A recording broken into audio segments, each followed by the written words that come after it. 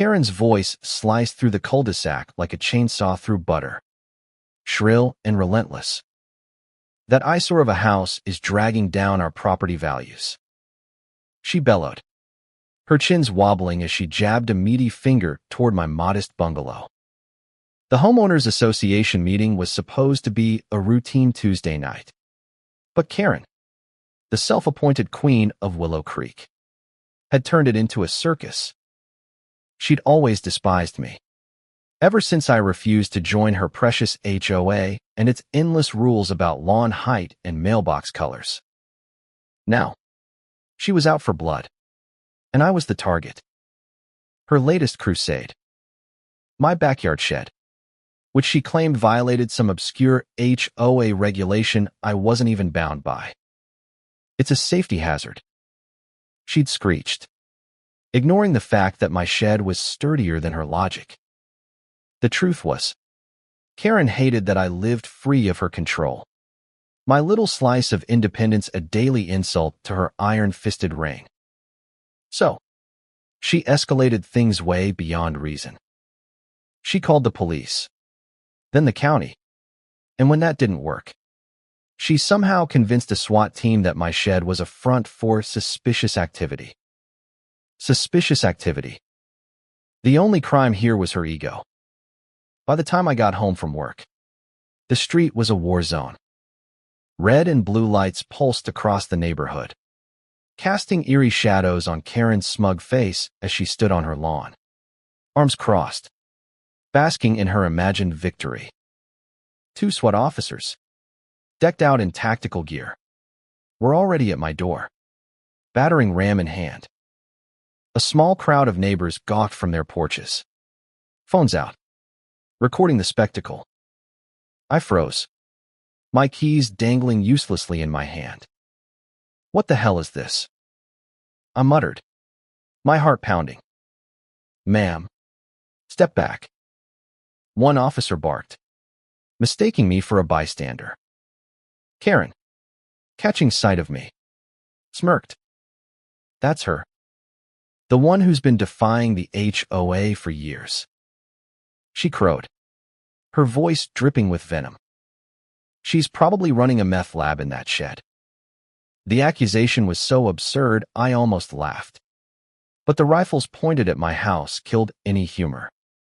I tried to explain I wasn't even an HOA member. My property was exempt, but the officers were too busy following Karen's lead to listen. What Karen didn't know, and what I hadn't advertised, was that my house wasn't just any house. It belonged to my uncle, Senator James Hargrove, who'd let me stay while he was in D.C. for the congressional session. The deed was in his name, not mine, and I'd kept that quiet to avoid attention.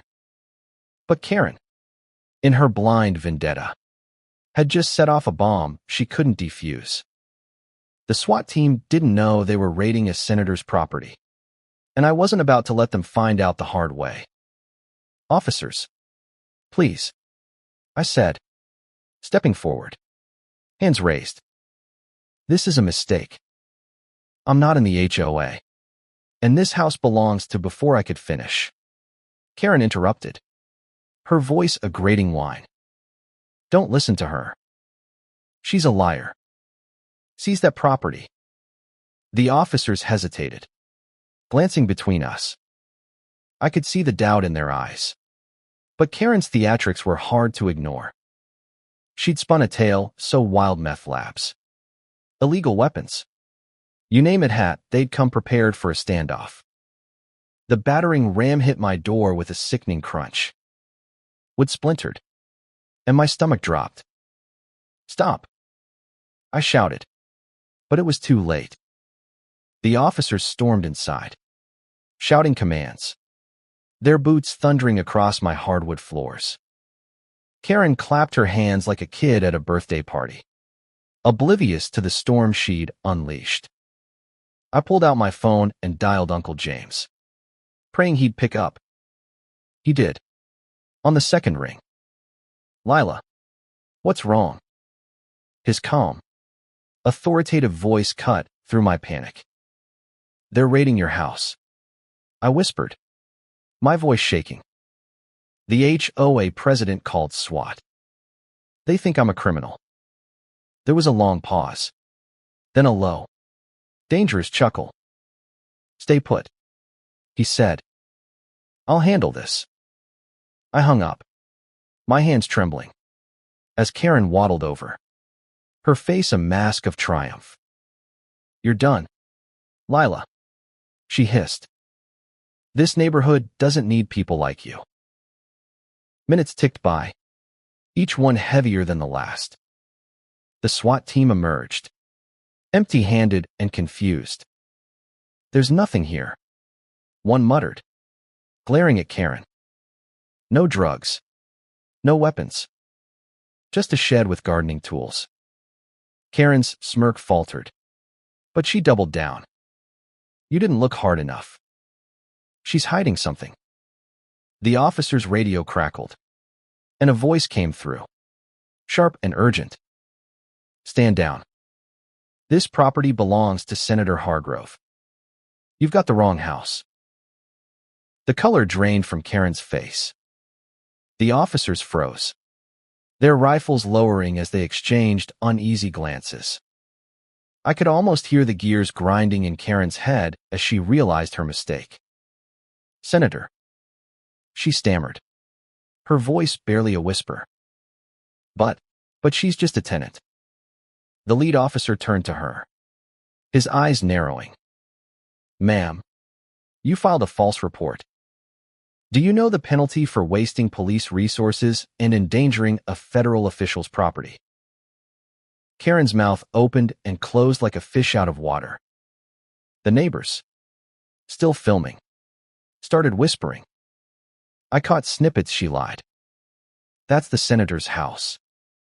As the mood shifted from shock to outrage, Karen, sensing the tide turning, tried to backpedal. I didn't know.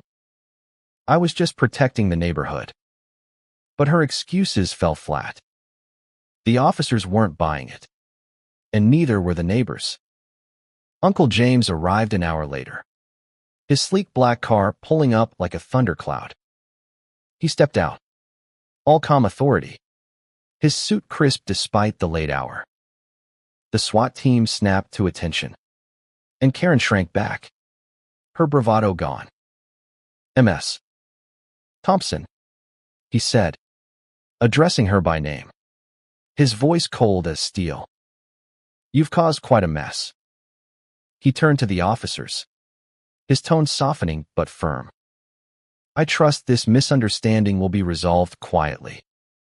My niece doesn't deserve this harassment. The officers apologized profusely, promising an investigation into the false report.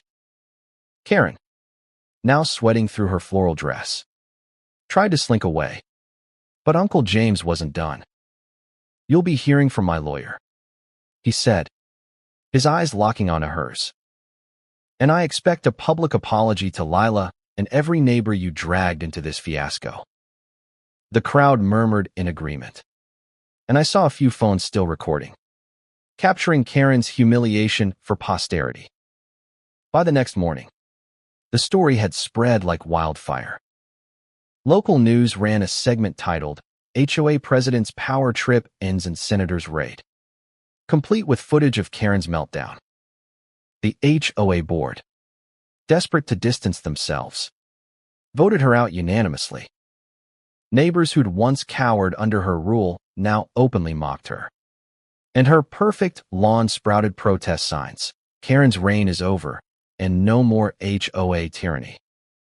My door was fixed, courtesy of Uncle James's connections, and I got a heartfelt apology from the police chief himself. Karen, meanwhile, faced the consequences of her actions. The false report led to hefty fines and community service, and her reputation was in tatters. She tried to sell her house, but no one in Willow Creek wanted to buy from the woman who'd called SWAT on a senator. Last I heard, she'd moved to a condo in another town, where HOAs were banned. Poetic justice, I suppose. As for me, I stayed in Uncle James's house, my shed still standing proudly in the backyard. The neighbors, once distant, now waved when I passed, and the cul-de-sac felt lighter, freer. Karen's downfall wasn't just a victory for might, it was a lesson for everyone. Power, when wielded without empathy, has a way of turning on its master. And sometimes, the quietest house on the block holds the loudest secrets. The end.